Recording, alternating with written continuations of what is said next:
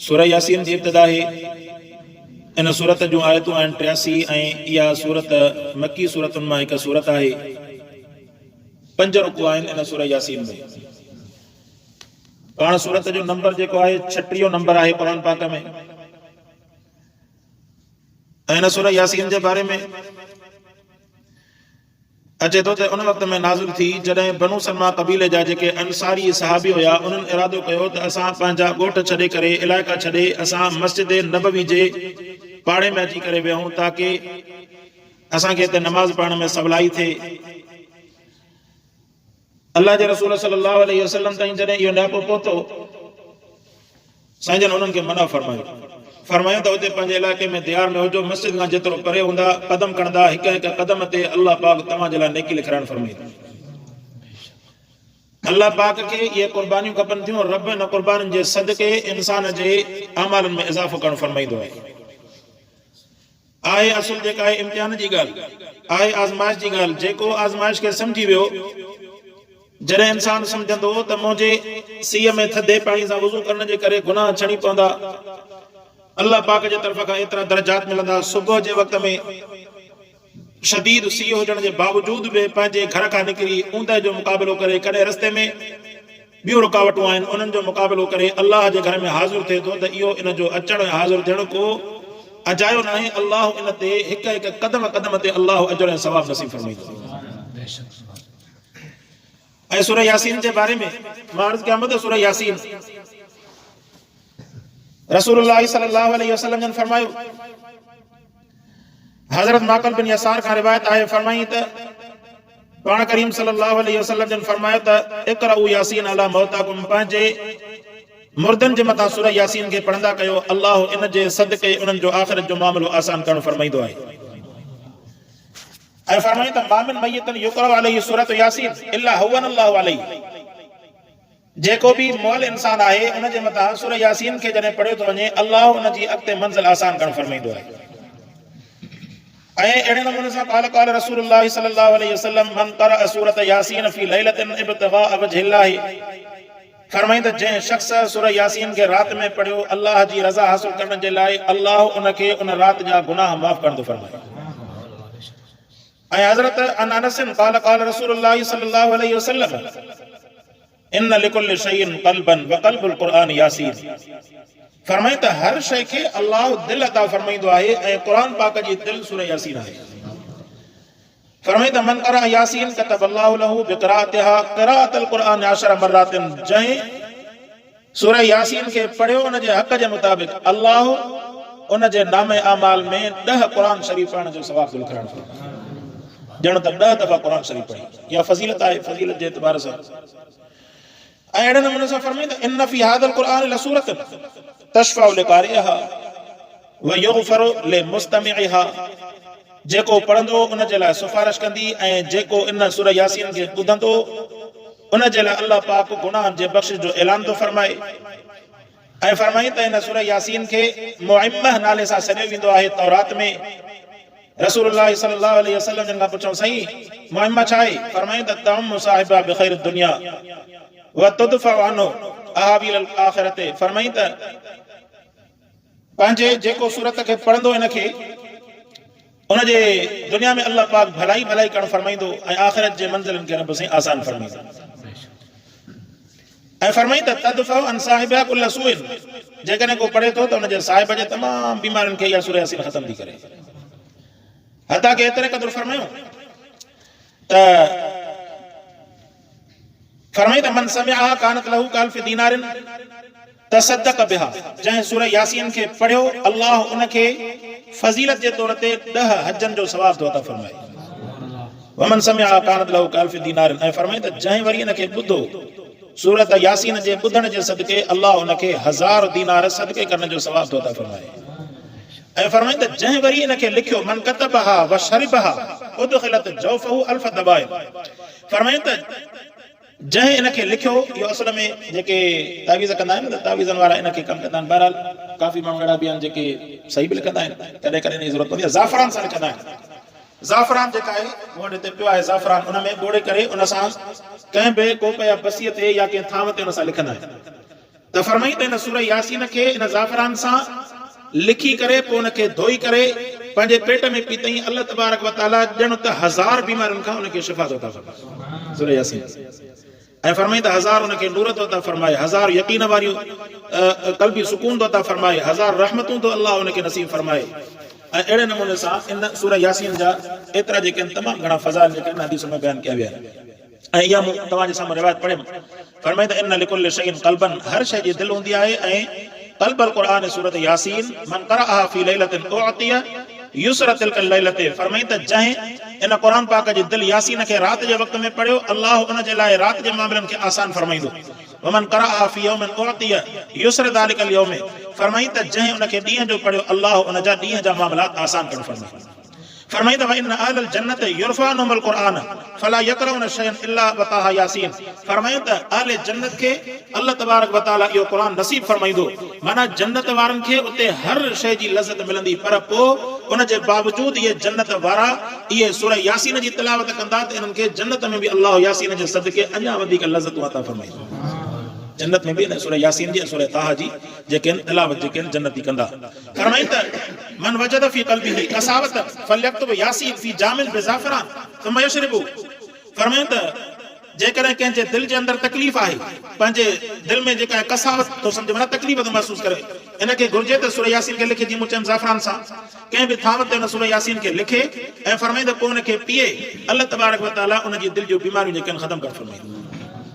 हज़रत मोहम्मद बिन अली रज़ी अल्लाह तआला अन्हु रिवायत आहे फरमाई त अल क़ुरान अफ़ज़ल मिन कुल्लि शैइन क़ुरान तमाम कायनात जी शयुनि खां अफ़ज़ल आहे अल्लाह खां बाद में फ़ज़ीलत क़ुरान पाक जी आहे ऐं फ़ज़लुल क़ुरान अला साइरिल कलाम क़ुरान पाक जी फ़ज़ीलत वरी तमाम अल्लाह जे कलामनि ते आहे दुनिया जे कलाम त उन्हनि जी त का हैसियत ई कोन्हे अल्लाह जे कलामनि जे मुक़ाबले में पर जेके तौरात इंजील उन्हनि जे मुक़ाबले में क़ुरान जी फ़ज़ीलत तमामु वॾी आहे फरमाई त ऐं उन क़ुरान पाक जी फ़ज़ीलत ॿियनि कलामनि जे मुक़ाबले में ईअं आहे क फ़ज़लिल्लाहि अला ख़ल्क़िही ॼण त अल्लाह जी फ़ज़ीलत पंहिंजे मख़लूक़ जे मथां फरमाई फमन वक़रल क़ुरान फ़क़द वक़र अल्लाह जंहिं क़ुरान जी इज़त कई ॼण त उन अल्लाह पाक जी इज़त कई वलम युवक़िरिल क़ुरान लम युवक़िरिल्लाह फरमाई त जंहिं क़ुरान पाक जो एतिराम न कयो ॼण त उन मुंहिंजे रब जो एतिराम न कयो ऐं फरमाई त हुर्मतुल क़ुरान इंदल्लाहि का हुर्मतिल वालिद अला वलदिही क़ुरान जी इज़त अल्लाह वटि ईअं आहे जीअं वालिद जी इज़त हूंदी आहे पंहिंजे बचे जे मुक़ाबले में अल क़ुरान शाफ़िउन फरमाई क़ुरान शफ़ाअत कंदड़ आहे मुशफ़्फ़िउन ऐं शफ़ाअत कयल आहे वमाहिलुन मुसद्दक़ुन फमन शफ़अ लहुल क़ुरान शुफ़िअ वमन महल बिहिल क़ुरान सुद्दिक़ फरमाई त जंहिंजी क़ुरान शफ़ाअत कई अल्लाह हुन जी शफ़ाअत क़बूल फरमाईंदो ऐं फरमाई त जंहिंजी क़ुरान जेको आहे आख़िरत जे अंदरि सिफ़ारिश कई अल्लाह हुनखे जन्नत जे अंदरि दाख़िला नसीब फरमाईंदो सो इहा जेका आहे फ़ज़ीलत आहे मुख़्तसर ऐं फरमाई त मन दख़ल मक़ाबिर फ़क़रा सूरत यासीन ख़फ़फ़ अल्लाहु अन्हुम यौमइदिन वकान लहू बिअददिन मन फ़ीहा हसनातुन फरमाई जेको क़ब्रिस्तान में दाख़िल थिए ऐं पोइ उते सूरह यासीन जी तिलावत करे सूरह यासीन जी तिलावत जे करे उन क़ब्र वारनि जे मथां जेको अज़ाब आहे उन अज़ाब खे अल्लाह पाक सूरह यासीन जे सदके हल्को कंदो फरमाए फरमाई त यासीन वल क़ुरआनिल हकीम यासीन जेको आहे हरूफ़ इन्हनि मां आहे जेको आहे मुक़त्तआत में आहे उहे हरूफ़ जिन जी माना हक़ीक़त में अल्लाह जी ज़ात ॼाणे थी ऐं यासीन जे बारे में रसूलुल्लाह सल्लल्लाहु अलैहि वसल्लम ने फरमायो त यासीन अन नबी सल्लल्लाहु अलैहि वसल्लम क़ाल ली इंद रब्बी अशरत अस्मा मुंहिंजे अल्लाह वटि मुंहिंजा 10 नाला उन 10 नालनि मां हिकिड़ो ताहा बि आहे ऐं ॿियो यासीन बि आहे ऐं वरी फरमाई त इन अल्लाह तआला रसूलुल्लाह सल्लल्लाहु अलैहि वसल्लम फरमायो अल्लाह पाक मुंहिंजा नाला आसमान में जेके रखिया ऐं उहे वरी क़ुरान में बि रब ज़िक्र फरमाया उहे 7 वो अल्लाह वटि 10 नाला पर जेके क़ुरान में ज़िक्र थिया उहे 7 नाला कहिड़ा मोहम्मद क़ुरान में ज़िक्र थियला मोहम्मद रसूलुल्लाह 2 नंबर ते अहमद 3 नंबर ते ताहा 4 नंबर ते यासीन 5 नंबर ते मुज़म्मिल या अय्युल मुज़म्मिल ऐं उन खां 6 नंबर ते मुद्दसिर 7 नंबर ते अब्दुल्लाह माना इहो जेको आहे रसूलुल्लाह सल्लल्लाहु अलैहि वसल्लम जंहिंजा अल्लाह पाक नाला रखिया उन अल्लाह जे हबीब जे नाले सां इन क़ुरान पाक जी सूरत जी ॼण इब्तिदा थी वल क़ुरआनिल हकीम ऐं फरमाई त क़ुरान आहे जेको हिकमत वारो किताब आहे क़ुरान हिकमत वारो किताब आहे हिकमत मां मुराद क़ुरान मां मक़सद जेको आहे अल्लाह पाक पंहिंजे पैगाम खे पहुचाइण चाहे थो काइनात जे इंसान ते ताकि इंसान इन क़ुरान जे ज़रिए सां पंहिंजो पाण खे जहन्नम जी बाहि खां बचाए करे जन्नत जे तरफ़ पाण खे वठी अचे हिकमत वारो किताब आहे तंहिंजे करे इस्लाम जे अंदरि हिकमत जो वॾो अमल दख़ल आहे क़ुरान आहे हिकमत जो किताब आहे क़ुरान पाक फरमाईंदा इन्नका लमिनल मुरसलीन बेशक प्यारा तव्हांखे अल्लाह रसूलनि मां बनाए करे मोकिलियो फरमायो रसूलुल्लाह सल्लल्लाहु अलैहि वसल्लम के अल्लाह जेको है रसूल बना कर मोकलन फरमायो कायनात जा सब रसूल आया आगे में मोहम्मद मुस्तफा सल्लल्लाहु अलैहि वसल्लम जन आया बाद में पर अल्लाह सरदार मोहम्मद मुस्तफा सल्लल्लाहु अलैहि वसल्लम के बना करे मोकलन फरमायो उन सब नबियन के अल्लाह उन जो मुक्तदी बनान फरमायो इमाम जेको अल्लाह मोहम्मद रसूलुल्लाह सल्लल्लाहु अलैहि वसल्लम के बनान फरमायो इन्नका लमिनल मुरसलीन फरमाइंदा प्यारा तो रसूल बना करे मोकलन माई अला सिरात मुस्तकीम फरमाइंदा रसूल आहे एड़े रस्ते जो जेको सिरात माना सिद्धो रस्तो आहे ऐं मुस्तकीम इस्तिकामत वारो रस्तो कुरान वारो रस्तो आहे इस्तिकामत वारो इन जे अंदर कंहिं बि क़िस्म जो शक ऐं शुबो न आहे इंसान खे शक ऐं शुबो या उन में तज़लजुल तॾहिं पैदा थींदो आहे जॾहिं इंसान जे अंदर यकीन जी खोट हुजे जंहिं इंसान जे अंदर यकीन पुख्तो हूंदो उहो सम्झंदो त मुंहिंजे दुनिया ऐं आख़िरत जी कामयाबी क़ुरान जे अंदर रखियल आहे हाणे खणी सॼी दुनिया मीडिया मुख़्तलिफ़ क़िस्म जा चैनल छा बि उनखे क़ुरान खां हटाइण जी कोशिशि कनि हे क़ुरान खे चिंबड़ियो पियो आहे इन यकीन जे सदके अल्लाह हुनखे इस्तिक़ामत अता फरमाईंदो जीअं क़ुरान फरमायो इन्नल लज़ीना क़ालू रब्बुना अल्लाहु सुम्मा इस्तक़ामू फरमाई त जिन चयो असांजो रब अल्लाह आहे पोइ हुन ते मज़बूत थी करे बीह रहे अल्लाह पाक खे यकीन वारो ईमान थो खपे तज़लजुल वारो शक वारो अले हेॾिया अले हक़तेन अले नाक़तेन अले केरा अले अले अले जे मामले में न पढ़णो पवंदो क़ुरान पाक जेको अहिड़ो किताब आहे क़ुरान पाक खे माण्हू पढ़ंदो ऐं उनखे उलमा किराम खां सिखंदो क़ुरान पाक जहिड़े क़िस्म जी डायरेक्शन ॾिनी उन ते अखियूं बंदि करे उन ते हलंदो तॾहिं उनखे सिरात मुस्तक़ीम नसीब थींदो तॾहिं उनखे मोहम्मद मुस्तफ़ा वारो रस्तो नसीब थींदो फरमाईंदा लितुनज़िर क़ौमन मा उनज़िर आबाउहुम फहुम गाफ़िलून प्यारा तव्हां इन्हनि खे ड्रेजारींदड़ बनाए करे मोकिलिया विया इन क़ौम खे ड्रेजारींदा अथव मा उनज़िर आबाउहुम माना उन तबलीग सां उन तालीम सां जंहिं तालीम खां इन्हनि जा अबार मारूम रहिया फहुम गाफ़िलून उहे गाफ़िल हुया उन्हनि खे ख़बर न हुई दीन जी क़ीमत छा आहे दीन जी इस्तिक़ामत छा आहे दीन जे अंदर अल्लाह तबारक व तआला केतिरी मज़बूती रखणु फरमाई आहे दीन जे अंदर अल्लाह कहिड़ो सुकून रखणु फरमायो आहे जॾहिं हिन दीन सां माण्हू पंहिंजो तालुक मज़बूत ठाहींदो पोइ दुनिया जे इन वाक़िअनि जो दुनिया जे मामलनि जो इंसान ते को बि असर नथो पवे हीअ असांखे मौत खां पोइ तॾहिं थींदो आहे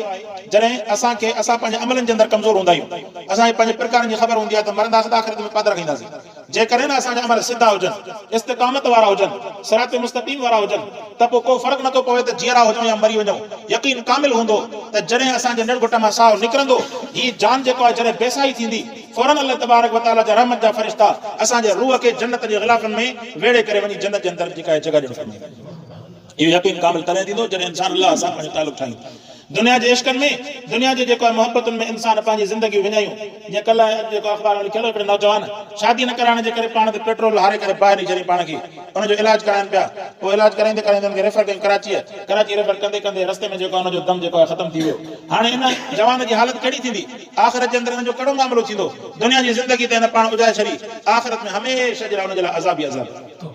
हमेशह जे लाइ हुनजे लाइ अज़ाब ई अज़ाब आहे हिन जान सां हिन जेका जिस्म सां इंसान खे जेको आहे खशट करण जी कॾहिं बि इजाज़त न आहे पंहिंजी आङुर कटण जी बि कॾहिं बि इजाज़त न आहे ख़ुदकुशी करणु हराम आहे दुनिया जे अंदरि भली केॾियूं बि तकलीफ़ूं अचनि बीमारी हुजे तकलीफ़ हुजे दिलि जा दौरा हुजनि मिर्गी हुजे कहिड़ी बि तकलीफ़ हुजे कहिड़ी बि हालत में पंहिंजी जान खे ख़तमु करण जी इस्लाम इजाज़त न आहे ॾिनी हीअ जान मुंहिंजे अल्लाह जी अमानत आहे जॾहिं अंबिया ते अल्लाह तबारक व तआला इम्तिहान आंदा उन जे बावजूदि अंबिया अलैहिस्सलाम उन्हनि चयो त मुंहिंजा रब तुंहिंजा एहसान आहिनि मुंहिंजा अल्लाह से अय्यूब इज़ नादा रब्बहू अन्नी मसनी अल्दुर अय्यूब अलैहिस्सलाम 8 साल ॿियनि लिखंदा 18 साल मुसलसल बीमार रहियो हथ पेर कम छॾिया औलाद जेको आहे छत जे हेठां दॿजी करे मरी वई उन जा जेके साज़ो सामान ख़तम थी विया उन जे बावजूदि अय्यूब अलैहिस्सलाम चवे थो ए मुंहिंजा अल्लाह ज़िंदगी मौत ॾियण वारी ज़ात तो अल्लाह जी आहे मुंहिंजा अल्लाह साईं मां इन हालत में बि तुंहिंजो शुक्र थो अदा कयां जॾहिं अय्यूब अलैहिस्सलाम ते बीमारी औलाद ख़तम थी वई सभु कुझु ख़तम थी वियो अय्यूब अलैहिस्सलाम जी ज़बान ते असर थियो जो ज़बान सां अल्लाह तबारक व तआला जो नालो वठण में उनखे तकलीफ़ थिए पई उन वक़्त में अय्यूब अलैहिस्सलाम दुआ घुरी रब अन्नी मसनी अज़ुर व अंत अरहमुर राहिमीन ए मुंहिंजा अल्लाह औलाद ख़तम थी वई तुंहिंजी रज़ा ते राज़ी हुयुमि जिस्म खे बीमारी वठी वई तुंहिंजी रज़ा ते राज़ी हुयुमि मुंहिंजा अल्लाह से हाणे त तुंहिंजो नालो वठण में बि परेशानी थिए थी पोइ बि अय्यूब अलैहिस्सलाम अदब जो मक़ाम एतिरो थो करे नथो चवे हालांकि बीमारी ॾींदड़ बि अल्लाह आहे बीमारी खां शिफ़ा ॾींदड़ बि अल्लाह आहे अय्यूब बि नथो चवे त रब तो मूंखे बीमारी ॾिनी अय्यूब अदब जी इंतिहा थो करे चए थो साईं अन्नी मसनी अज़ुर तकलीफ़ मूंखे पहुती आहे अंत अरहमुर राहिमीन दरख़्वास्त तोखे थो कयां त मुंहिंजा अल्लाह तूं मुंहिंजे मथां रहम कर अल्लाह जा नबी जेके गुनाह था पाक उन्हनि ते आज़माइश हुई त असांजी कहिड़ी औकात आहे। तंहिंजे करे कंहिं बि हालत में इंसान खे पंहिंजे जेको आहे जिस्म खे ख़तमु करण जी क़तन इजाज़त न आहे। इन्हनि आज़माइशुनि जे